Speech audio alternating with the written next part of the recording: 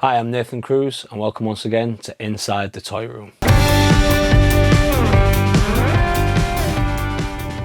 So today we're going to be talking about Godzilla, something that's kind of a cult following, to be honest. Now recently we've seen Godzilla return to the big screen globally thanks to Legendary Pictures in 2014 launching the Godzilla film, 2019 launching Godzilla King of Monsters, 2020 we're getting a remake of Godzilla vs King Kong, or as this is going to be branded, Godzilla vs Kong, and there's plans for more films going forward, which is really exciting to bring Godzilla to Western audiences and doing such a good job with it, might I add. But back in the 1990s when I was a kid growing up, the only thing we had was the old Japanese films, and we'd occasionally get them on Channel 4 or something like that. And I remember my dad first introducing me to Godzilla, and I think the first film I saw was Godzilla vs Gigan. Again, going back to what I said in my Power Rangers episode, I thought that was the dragon that the Dragon Zord was based off. Godzilla was created by Toho Pictures in 1954 and it was kind of a metaphor for nuclear war. In the Second World War, Japan had been hit bad by nuclear weapons, particularly things like Hiroshima were very fresh in people's minds. And Godzilla was a physical representation of that damage and that nuclear war coming forward. He was supposed to be a mutation that had been caused by these nuclear weapons, and he's smashing his way through Tokyo, smashing his way through Osaka. There's a particular scene I remember from the original 1954 film where Godzilla's beating the hell out of this bridge and just tearing it down, and all the humans are at the opposite side just watching it, absolutely helpless because he just smashes through everything. No weapons can stop him. He's just an unstoppable force of nature. Yeah, if you've not seen the original 1954 Godzilla film, or Gojira as it's actually called, I'd strongly advise watching it, particularly if you're a fan of cinema and cinematic history, because it's such a pivotal moment in cinema history.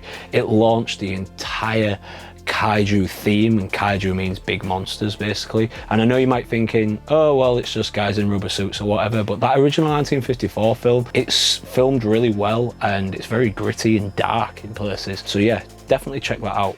But into the toys. So in the 90s, it was hard to find Godzilla toys anywhere. It wasn't a Western thing, it was very much a Japanese thing. And the only things that we had was occasionally in Toys R Us, you'd find these small little figures from the 1990 Godzilla films that was getting released at the time. From that series, I've got this Batra that came with Godzilla and a Mechagodzilla and Godzilla, but that was about it. Now in 1998, Sony tried their hand at Godzilla and gave Western audiences their first real look at Godzilla. But I say real look and I use that term very loosely because what we got was a completely different monster. So much so that Toho's actually rebranded that character as just Zilla. They've taken the god right out. It was a very much different, he got destroyed by missiles. It just doesn't happen. They just got the character completely wrong. But that said, 8 years old, going to see that blockbuster film, I thought it was boss. I loved it. I remember going straight from Odeon Cinema across the road to Toys R Us and walking in, and there's all these toys. Oh my god. And one of the first things I ever saved up to get was this, it was like 2.5 foot high Godzilla that ate like action figures that was about 3.5 inch. It was awesome. Sounds moved. It was amazing. That said, I was still a big fan of the Japanese Godzilla. Those was my favourite films, and to me that's what the Godzilla character was, and I wanted to get my hands on some of the action figures and I never could. That was until the internet came along and I started researching and found all these films that I didn't know about that were still produced in the 90s and a bunch of action figures. So in 2004, that's when I started my Godzilla collection. Bandai, once again, Bandai America had got the rights. Bandai was based in Japan and they had a working relationship with America. So online there was a bunch of toys that was able to get from Bandai America for the Godzilla series, and it was coming out in different waves from the 1990s films to classic ones, which is Godzilla vs Mechagodzilla from the 70s, which is one of my favourite looks that Godzilla's ever had. And to this day, I keep collecting these and adding to my collection. One of my favourite things in my collection is this money box. My fiance got me this one Christmas, and I know what you might think it's just a money box, right? But I just think it's so cool, and it has lights and sounds.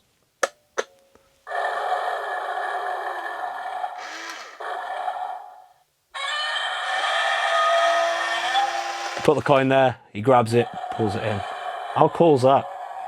I love it. That's one of my favourite things in my Godzilla collection. So the Godzilla collection up there, we've got Burning Godzilla from Godzilla vs Destroyer in 1995. Very emotional film. At the end, Godzilla dies. Like, chokes you up. You've got Anguirus, which is his first ever enemy. A variation of Mecha Godzilla there that Lucas Steele actually got me. Space Godzilla. Yes, there's a Space Godzilla. One of my favourites is this Godzilla up here, breathing the blue fire with it reflecting on him. Matt Myers got me that one Christmas. I've got some of the new legendary Godzilla collector box. It measures 12 inches from head to tail. Giant Godzilla there. Again, Matt Myers got me that. Just so many cool toys here. When the 2014 film got released, I remember going into Toys R Us, because it was still around then, and seeing a lot of these and just thinking, why did they not release these when I was a kid? But, you know, I'm a big kid, so I just bought them now for my collection. These are some of the ones that mean the most to me privately, just because it's such a cult following. It isn't really the norm, and there wasn't that many kids. There was kids that knew about it but maybe didn't watch it or didn't enjoy it as much as I did. But I just thought it was the coolest thing ever. Big monsters just fighting each other and smashing cities up. I thought it was amazing. I thought it was great. These figures, just, they mean a lot to me. They really do, and they're some of the coolest things. And to see Godzilla getting the popularity that it's getting now is pretty boss, but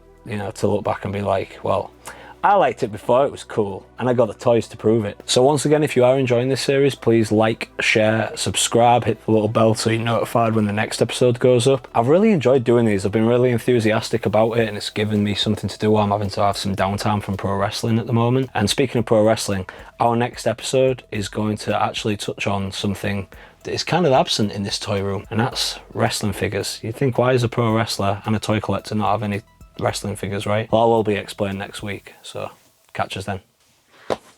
Trem. Let's give away this. This is a Mighty Battlers Thor from Hasbro, which was released shortly after the first Avengers film.